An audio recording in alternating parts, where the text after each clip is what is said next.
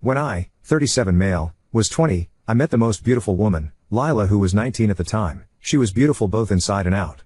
She had the most gorgeous dark brown hair that looked red and purple when the light hit it just right, these golden brown eyes and lashes that looked like a doll's, freckles on her rosy plump cheeks, and a single dimple when she smiled a certain way. She was a year younger than me, but yet she was always so much smarter and mature in every aspect. We dated for 2 years. I met her parents, and her no-nonsense cop father definitely gave me the stank eye at first, but he grew to like me. Her mom adored me right off the bat, always commenting on how my green eyes complemented her daughter's golden brown eyes in the most romantic way. I still don't fully understand what that means, but I like the compliment. Her younger siblings loved playing in the backyard with me. She met my parents and my 2 brothers, and they all loved her right off the bat. My younger brother was the same age as her, and they were going to college together and would help each other study in some of the shared classes their majors had.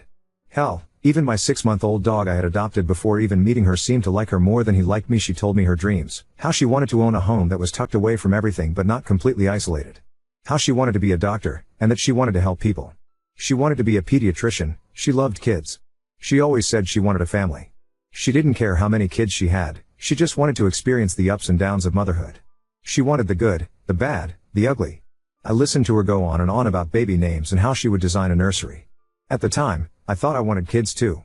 I wanted to marry this girl and give her the family she so clearly wanted. She was my Lila, I wanted to stay with her forever. I was young, but I was in love with her. After 2 years of dating I started to realize that I didn't want to have kids. I thought I was just being around too many of my bratty cousins and that was turning me off from the idea. But the more I thought about it, the more the idea of having to be a father made me sick. I would get headaches and my stomach would twist in knots thinking about having to take care of some screaming, crying and shitting little thing, and then have it grow into a tantrum-throwing toddler, a bratty child, and then some moody teenager. I didn't want to be held down like that. I wanted to travel, have money, be free. After a few drinks one night, I ended up telling all of this to Lila. I remember she went quiet and simply said, "I won't try and change your mind, but I'm not giving up my dreams." I remember scoffing and rolling my eyes, telling her that we weren't going to have kids. She stood up from the couch, and said, "You might not want that anymore, but I still do. I'm not going to try and force either one of our minds to change, then one of us will end up miserable." I realized she was breaking up with me, and even though she was so calm and mature about it, I remember feeling so angry. She was walking around the apartment gathering her things and being completely silent. I kept arguing with her, trying to change her mind. I kept telling her that it was stupid to want kids, that they were annoying and a waste of time. When she still didn't budge, I started to insult her. I said she was stupid, that she was a weak woman for wanting to be a mom, that she should just give up on being a doctor so she could push out her brats. Lila finally started to respond to me, telling me to calm down, that we simply wanted different things in life and that was okay. I hated her in that moment, that she wasn't agreeing with me. I remember punching the wall of our apartment, kicking a door, throwing anything I could get my hands on. She watched me wreck our living room and kitchen, not saying a word. She walked past me and left. This whole thing happened over a few hours. In less than a day I lost the love of my life, and my apartment was now trashed. Of course, news of why we broke up and my reaction to it reached my family. My mom cried hearing how I reacted. My dad gave me the coldest look I'd ever seen. My brothers both said I was an idiot, with my younger brother saying I was lucky Lila hadn't called the cops on me during that. That was 15 years ago. I've tried to have relationships since, but they never lasted more than a few weeks. I travel around for work, but now I'm back in the same town Lila lives in. Lila got married, got her doctorate, had kids, and is still a pediatrician last I heard. I know my younger brother still kept some contact with her in the first few years after the breakup. He even invited her to his wedding, but she declined because she didn't want to cause drama. I'm back in her town, the town we both grew up in, dated in, lived in, and where she currently lives. I can't stop thinking about her. I miss her so much right now. I miss her sweet perfume that smelled like a bakery, her strawberry shampoo, the way her hair looks in the light. She's 36 now, and I want to reach out to her and make amends with her. I want to hold and hug her one last time, to tell her I love her and I'm sorry. I don't know if that's a good idea, but a part of me needs closure. I don't know what to do. I want to sweep her off her feet and have her be my love again, but I don't know if that ship has sailed already. Part of me needs closure. I tried to move on. I've dated others since, I've lived my life. My brothers and parents never really let me forget her, and they always blamed me for why they don't speak much to her. When my younger brother got married about 3 years after our breakup, he still tried to invite her to his wedding because the two of them had been friends. She declined to attend because she didn't want to cause tension and drama. She still sent a gift and a card. My brother was pissed at me when she declined and says had I not been an idiot he'd still have his friend. My parents and siblings still send her birthday and Christmas cards, and they even sent her wedding gifts when she got married, and then baby stuff when she got pregnant. My dad is friends with her dad, and so he still hears about what goes on in her life. And my parents never let it go how I ruined a perfect thing for everyone. Update 1. I recently reached out to an ex-girlfriend of mine to see about meeting up and catching up on life. I didn't expect her to respond to me, as we ended on bad terms. She responded, we ended up messaging for a while and did some catching up. I finally asked her if she'd be willing to see me in person, and said she'd be willing to meet up with me. I'm over the moon, but I'm also nervous about going on a date with her. She's 36 and I'm 37, and our last time being on dates with one another was close to 15 years ago. Our date is tomorrow evening after she gets off work. I'm scared I'll mess things up again. I already feel like she's being too generous with me by even agreeing to speak to me again, let alone see me in person, but I'll take any chance I can to try and make things right with her. I can't shake this horrible feeling in the back of my throat that I'll mess something up, that I'll just end up more heartbroken than before. That I'll come on too strong and she won't want to see me ever again. I've bought her favorite flowers for her. I've already made sure to start re-wearing her favorite cologne of mine from all those years ago. I've been practicing what I need and what I want to say to her. I have no idea how this date's going to go, but I just need to type out these feelings of nervousness I have. Update 2. Following my last post, I reached out to Lila. I had to. I know a lot of people wanted me to never contact her again, despite how I wanted to make amends with her. So I reached out to her, and she responded and we chatted back and forth a bit. After a bit of this, I asked her if she wanted to meet up, and basically let her set all the ground rules.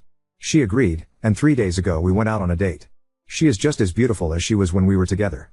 Her figure filled out, and she finally lost the baby fat on her face, but she was still the same woman I fell in love with all those years ago. We sat down and talked. I didn't want to talk much about myself, but she asked about my life so I had to. She asked about my job, my family, how I'd been. Typical catching up stuff. I'll admit I was zoned out for most of this, and I was operating on autopilot to keep my nerves from taking over. I just wanted to grab her and hold her, kiss her, make her mine against. I don't think I realized just how much I missed her until she was right in front of me. Finally, when she was done asking about me, I finally got to ask about her and how she's been. She got married 11 years ago, so 4 years after our breakup. She has 2 daughters, an 8-year-old and a 6-year-old. I saw how happy she was when she talked about them, and I couldn't help but feel jealous and guilty. I should have been the one to have children with her, but I was stupid and now she had kids with someone that wasn't me.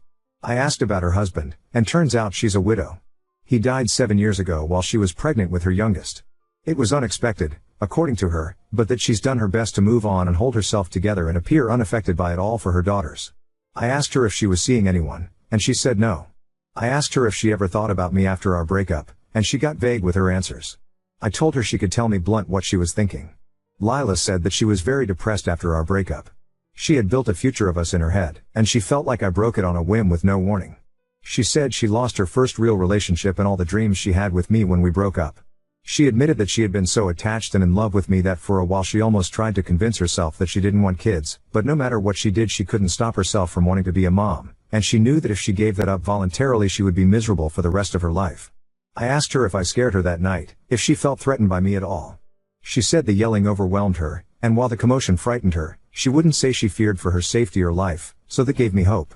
I apologized to her about how we broke up, and told her I had regretted everything I did and said that night. She said she had moved on and forgiven me years ago. She always was a very forgiving and kind person, part of the reason I fell in love with her in the first place. I asked her if she was willing to give me another chance and let me back in her life. She was hesitant, and got quiet for a moment. I could feel myself panicking when that happened. She said that she didn't mind me being in her life, but that I'd have to regain her trust in order for her to consider even trying to date me. I was disappointed, frustrated, and very disheartened, but I knew if I came on too strong she'd turn me away completely. I told her I'd be happy to be in her life any way that I can, and that with her permission I'd be working to prove I deserved a second chance at romance. I'm happy to have Lila semi back in my life, and I'm going to work on proving to her that we should get back together. I hope that we can have the family and life she always talked to me about. I know there's still time, but the clock is ticking on it. I'm hoping that one day I'll be posting for advice on the family we'll have together, if all things go well. Oop, when you say starting over I assume you mean with a new baby? She always wanted a lot of kids, she'd be happy if she got pregnant again. I know she's a little disappointed about only having 2. She used to say she didn't care how many she had, but she also had made comments about wanting 4 when we were together. Now on to second story. Laughed when my aunt shamed my father's mistress for using him as a solution for her depression. Now my dad is mad at me. 2 years ago my father left my mother to go with his mistress, whom I will call Anna, common name. My mother never had any idea about the infidelity. Anna knew that my father was married. She even went to the house with him to take his things. One day he simply told my mother that he is no longer in love with her and wants to be happy with Anna. I was there when everything happened. Anna was depressed. She has many scars on her legs and arms. I don't go to my father's house. It makes me uncomfortable to be around them for obvious reasons. Anna is overly nice and it's really uncomfortable.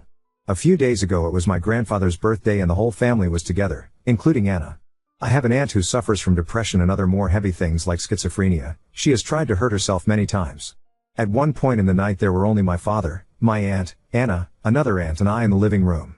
For some reason my aunt and Anna were talking about some serious things, and at one point Anna began to say that depression made her do many things trying to feel fulfilled, that she could only overcome depression when she met my father and he saved her, that meeting him was the key to overcome her depression, and now she's finally happy thanks to him. I know about that because Anna often tried to bond with me by telling me how much she suffered in her life and how my father saved her. She has always justified herself that she was depressed and was in a hard place in her life before my father saved her. It always makes me feel uncomfortable and I don't feel empathy for her no matter how sweet she is. Talking about how many times you try to kill yourself in front of my 8 years old sister, it's not something normal. Anna has always tried to paint her relationship with my father as a fairy tale that began in a different way, but that she doesn't regret anything because her world is perfect now. At that moment my aunt said something like, I tried to save myself by going to a psychologist, not by jumping on the dick of a married man, and then she began to say that depression made her want to jump off a bridge but not ruin a family.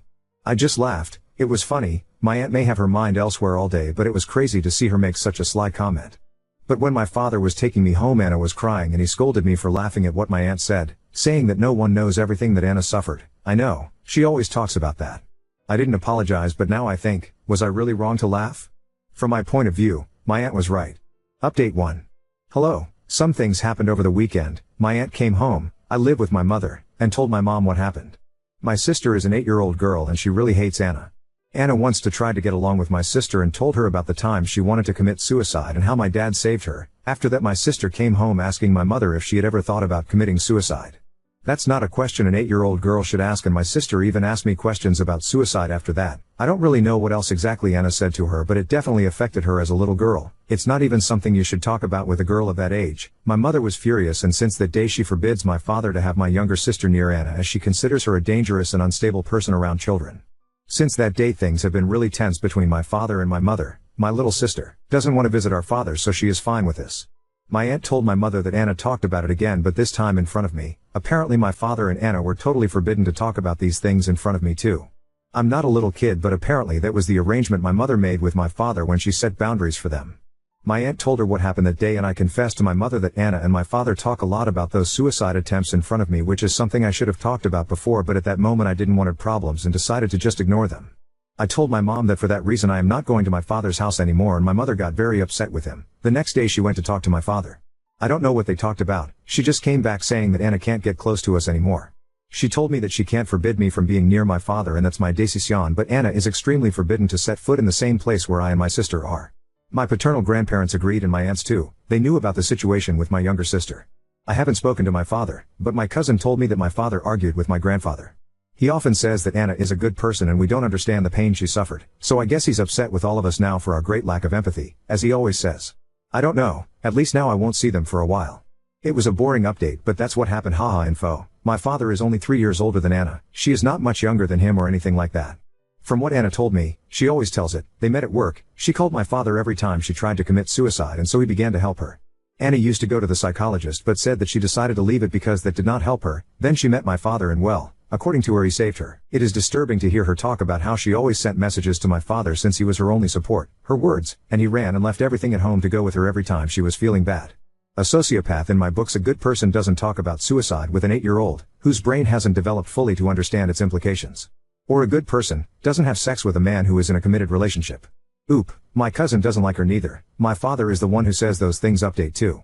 Hi, I wasn't planning to make another update, but we've had a lot of problems with Anna, too many, and I think now even my father has realized that she's crazy. I have stopped going to see my father, and my father's parents stopped allowing him to go with Anna to their house since I am there a lot, and my mother does not allow her to come near me or my sister. Anna began to have the strange behavior of starting to send me texts. First she apologized to me but insisted that my father misses me and my sister. I replied to her that my mother does not allow us to talk to her, and she said that she is my father's partner, so we have to get used to her being around. She started to talk badly about my mother, skeptical, saying that I'm too young to realize it, but my mother is manipulating us and that's wrong because she's not allowing us to be a family. I'm young but I'm not dumb. I didn't answer her again and showed the messages to my mother, who spoke to my father again. My father knew nothing about this and apparently had an argument with Anna about this, since now my mother is planning to take away his last name from our name to end with this shit show and protect us. I don't understand too much about this, but in my country you can go to court and take out your father's surname, making him have no right over you anymore. I honestly believe that neither my sister nor I would have any problem with this, but I think my mother just said that to scare him. This is something I heard from my aunt, and I don't know how much of this is real, but my father has been staying at my grandparents' house. One of those nights Anna went to knock on the door looking for him just to argue. She and my father began to argue. Anna yelled at my dad that he couldn't leave her like that, but nothing else happened because my grandfather kicked her out. My aunt also told me that my father told her that Anna sends him messages like, "If you leave me I will kill myself, you can't leave me," so my father is afraid of leaving her and afraid of her. Less than 2 days ago I found out that my father had to leave work quickly because she sent him goodbye messages. Nothing happened to her, she just cut her arms as always. My aunt said that this is something that Anna has always done. Even when the affair started she sent him messages saying that she was about to commit suicide so that my father would go to her. This is something that Anna also told me, but in a more romantic way. It always scared me. I have no contact with my father and I avoid him when he's on Grandpa's house, but as far as my aunt has told me, he doesn't know what to do since he misses us but is afraid to leave her and that she will kill herself. I feel bad for thinking this, but I'm really relieved to be hearing all this from afar. I'm so thankful that my mom forbade us to see her before all this happens, and honestly this is his karma, so I'm not going to get into this. Anna took her own life when my father went to get some of his things with Grandpa and was scared that she could hit or do something to him. That's all I know, but she killed herself while they were loading some of my father's stuff into the car. I'm very shocked. I wanted to think what everyone told me, that she wasn't going to do it. I don't want to talk to my father at all. Is this wrong? Want my mother to take us away from him? I do not know. I go to the psychologist and my sister too, but neither of us want to talk to my dad even now. I don't want that drama in my life. My psychologist says it's normal and I shouldn't talk with him if I don't want to. My sister hates him. I don't feel bad for Anna either, and that makes me feel worse. The last thing I heard about her before this was that the police didn't do anything because they never do anything, and she refused to continue her psychological treatment because, according to my aunt, they would tell her that she should be hospitalized, and that happened to my aunt in the past too. I didn't know that. I remember my father telling her about her appointments with the psychologist and even the psychiatrist sometimes because of the medications and the start of that relationship, but she would refuse and say she was fine. She wasn't young or naive. She was 34. Almost my parents' age. I even think she had more control in the relationship than my father. She was a grown woman, and I can admit that this last days I was nervous about her BC of all the things she was doing. I don't feel bad about her death. I even feel very relieved that she is dead, and it is something that my aunts have also told me. Everyone feels like that about her. They and my psychologist say that it is normal to feel that way, but anyway I prefer to think that I am a better person than her and my father, so I'm not going to be happy for it but respectful. It's sad to think that we're all relieved when someone died. She wasn't a good person at all.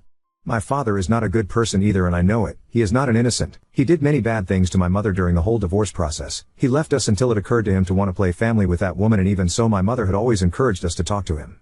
They both did a lot of things to my mother during the divorce process, but now I just want my mother to continue to forbid my father from seeing us until we want to see him. Anna scared me. I also feel guilty thinking that she may have seen one of my posts, even though I don't know if she knows English or the existence of this app.